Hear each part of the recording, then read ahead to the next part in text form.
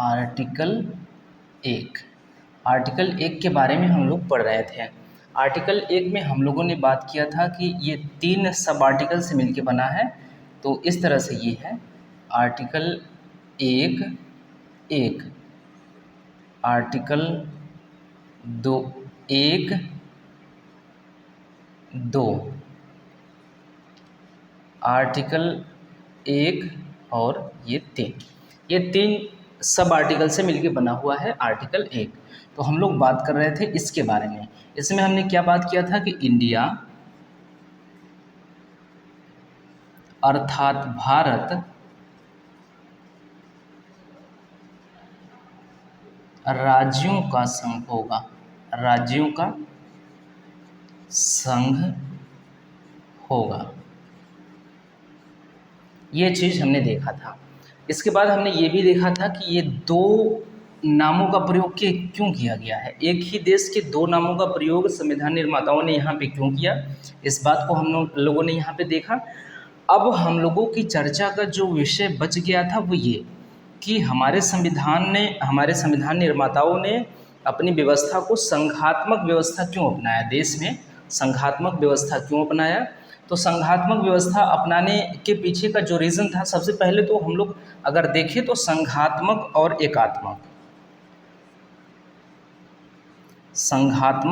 एकात्मक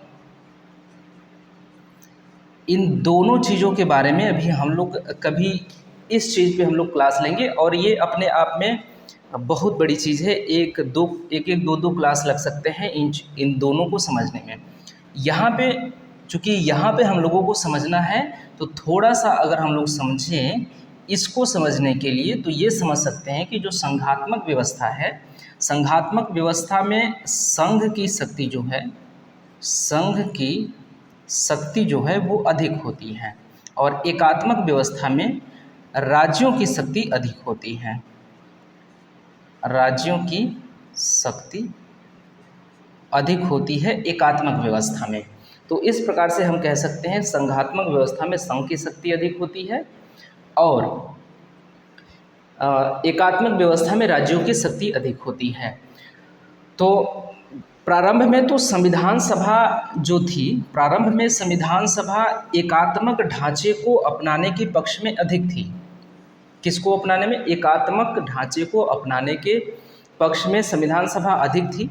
लेकिन भारत और पाकिस्तान के विभाजन के बाद, भारत व पाक विभाजन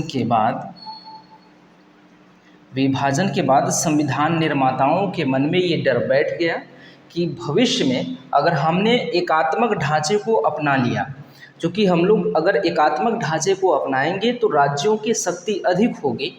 जब राज्यों की शक्ति अधिक होगी तो आगे चल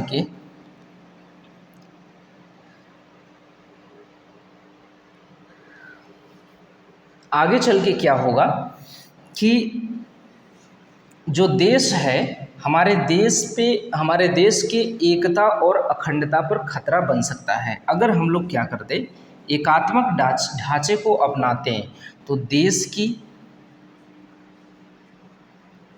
एकता व अखंडता पे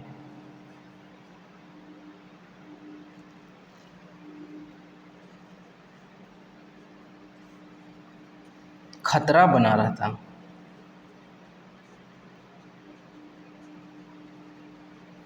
तो हम लोग क्या किए, संविधान निर्माताओं ने क्या किया कि नवनिर्मित देश था, अभी अभी आज़ाद हुआ था और संविधान निर्माण हो रहा था। तो इस नवनिर्मित देश के सामने एक चुनौती खड़ी हो जाती देश की अखंडता और एकता को बनाए रखने के लिए। तो इस चुनौती से बचने के लिए संविधान निर्माताओं ने क्या किया कि संघात्मक ढांचे को अपना लिया। संघ की शक्ति अधिक होगी इस व्यवस्था को अपना लिया गया और यहाँ पे लिख दिया गया कि राज्यों का संघ होगा।